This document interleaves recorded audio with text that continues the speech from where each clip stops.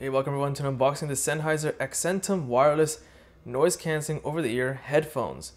So Sennheiser have been basically advertising these as, mid-tier priced but premium quality sounding headphones. So I'm really interested to see what they come up with here, and we'll go with the flows. But for now, it's just basically the unboxing.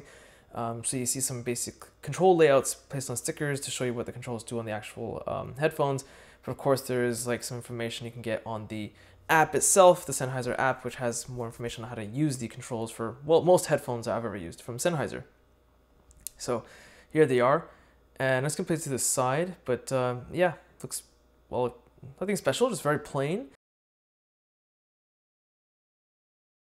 There'll be a review, a link to that will be in the video description, so you can check that out if you want to, and see what else we have. Okay, so it's interesting. So here's the USB cable, USB-A to USB-C.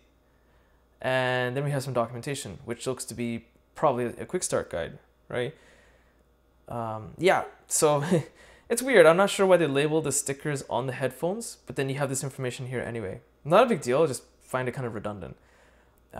This to be some sort of compliance information for, I guess, trademarking, whatever, with the FCC, whatever that process entails, and safety information in various languages.